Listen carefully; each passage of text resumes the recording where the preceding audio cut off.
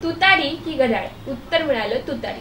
कारण काय तर लोकसभेचा निकाल। घड्याळ जात नव्हतं तर पवारांना स्वप्नातही या निकालाची अपेक्षा नव्हतीच। आलेलं यश हेच सांगतं की तुतारी धार्जिन झाली आणि जे झालं ते गंगेला मिळालं। आणि म्हणूनच की काय पवारांनी अजित पवार यांच्या बरोबर गेलेलं त्यांनाच लक लाभो म्हणत पुढे जाण्याचा निर्णय घेतला असा प्रश्न निर्माण होत होता। आता विषय येतो की पवारांची तुतारी हे परमनंट ठरले आणि त्यामुळेच विधानसभा निवडणुका शरद पवार या चिन्हावरच लढवणार हे स्पष्ट आहे। मग विषय येतो तो घड्याळाचा। काय आयतं घड्याळ अजित पवारांना द्यायचं तर कसं आणि पवारांनी वेळ पाहून तुतारी निवडली का हे असे अनेक प्रश्न निर्माण होतात आणि हाच विषय समजून घेण्यासाठी हा व्हिडिओ शेवटपर्यंत पहा। नेमकं घडलं तरी काय? फेब्रुवारी 2023 ला अजित पवारांनी बंड केला। त्यानंतर पक्ष आणि चिन्हाची लढाई सुरू झाली। त्यानंतर तारखांवर तारखा पडल्या। निवडणूक आयोगाच्या निकालानुसार विधिमंडळातील बहुमतांच्या आधारावरच राष्ट्रवादी हा पक्ष आणि चिन्ह हे अजित पवारांना दिलं गेलं। तर विधानसभा अध्यक्ष राहुल नर्वेकर यांनी 53 पैकी 41 आमदारांचा पाठिंबा असल्याने मूळ राजकीय पक्ष असल्यामुळे दादा गटालाच मान्यता दिली। एकंदरीत निवडणूक आयोग आणि राहुल नर्वेकर यांनी शिवसेना आणि राष्ट्रवादी यांचा निकाल एकसारखा दाखवला होता। मात्र प्रॅक्टिकली विचार केला असता शिवसेना आणि राष्ट्रवादी या दोनही पक्षांची घटना वेगवेगळी आहे तरी एकच निर्णय कसा लागू होऊ शकतो? इथलाच लढा सुप्रीम कोर्टात दिला जात होता। त्या पलीकडे जाऊन विचार करायचे झाल्यास 2022 आणि 2023 अशा दोन वेगवेगळ्या वर्षांमध्ये शिंदे आणि अजित पवारांनी बंड केले। जोपर्यंत निवडणूक लागत नाही तोपर्यंत ओरिजिनल शिवसेना आणि ओरिजिनल राष्ट्रवादी कोणाची हे समोर येऊ शकणार नाही आणि त्याच पार्श्वभूमीवर आता पार पडलेली निवडणूक ही महत्त्वाची ठरते। शरद पवार यांनी 80चा स्ट्राइक रेट दाखवत 10 पैकी आपले 8 खासदार निवडून आणले तर अजित पवार यांना आपला एकच खासदार निवडून आणता आला आणि त्यामुळे इथे लोकांनी अजित पवारांऐवजी शरद पवारांची तुतारी स्वीकारली असा अंदाज लावला होता आणि पुढे जाऊन पवार घड्याळाऐवजी तुतारीच परमनंट करतील हेही कन्फर्म होतं।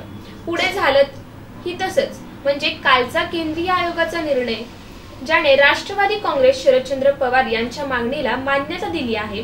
आगामी लोकसभा निवडणुकीत शरदचंद्र पवार यांच्या नेतृत्वातील पक्षाला लोकसभा निवडणुकीत वापरलेले तुतारी चिन्ह आगामी विधानसभा निवडणुकीला वापरण्यासही आता मान्यता मिळाली आहे आणि त्यामुळेच आगामी विधानसभा निवडणुकीत ही आता शरद पवार यांचं तेच चिन्ह असणार आहे म्हणजे तुतारी वाजवणारा माणूस। निवडणूक आयोगाच्या निर्णयामुळे राष्ट्रवादी शरदचंद्र पवार पक्षाला मोठा दिलासा मिळाला आहे। तसेच शरदचंद्र पवार यांच्या पक्षाला आता देणगी स्वीकारता येणार आहे। निवडणूक आयोगाने तशी अधिकृत मान्यताच काल पक्षाला दिलेली आहे। मग आता विषय येतो की पवार हे तुतारी घेण्यास लगेच तयार कसे झाले तर पवारांनी काँग्रेस बुलोत असे अनेक प्रयोग केल्यानंतर घड्याळ हे चिन्ह आणि राष्ट्रवादी काँग्रेस या चिन्हावर ते कुठेतरी स्थिरावले होते। घड्याळ याच चिन्हापासून त्यांनी स्वतंत्र सुरुवात केली आणि हे चिन्ह पवारांनी सोडलं तर का याला काही कारणं दिली जातात। त्यातील पहिलं कारण 1 तुतारी चिन्हावर मिळालेलं यश, 2 घड्याळ चिन्ह बरोबर भ्रष्ट नेते गेले असं तयार झालेलं वातावरण, 3 पवारांचे राजकारण संपले त्या बालेकिल्ल्याने अर्थात बारामतीने तुतारी स्वीकारली, 4 घड्याळ पवारांचे नाही असं तयार झालेलं वातावरण आणि शेवटचं आणि महत्त्वाचं कारण म्हणजे पक्ष आणि चिन्ह मॅटर करत नाही तर मॅटर करतो पक्षाचा लीडर। हेच पवारांनी घड्याळ नाकारून आणि तुतारी स्वीकारून दाखवून दिलं। सोबतच आतापर्यंत वेगवेगळ्या 5 चिन्हावर निवडणूक लढणाऱ्या पवारांसाठी चिन्ह काय एवढं मॅटर करत नाही हेच यातून सिद्ध होईल। आता हा झाला विषय राष्ट्रवादी शरदचंद्र पवार पक्षाचा। पण आता विषय येतो ठाकरे यांचा। ठाकरे यांचं काय?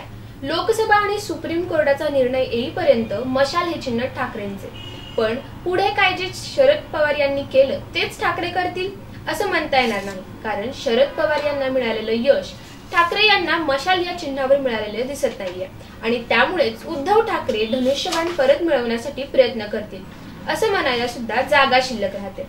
तुम्हाला काय वाटतं आम्हाला कमेंट करून नक्की सांगा आणि अशाच नवनवीन व्हिडिओसाठी 1+ मराठी या चॅनलला सबस्क्राईब करायला मात्र विसरू नका।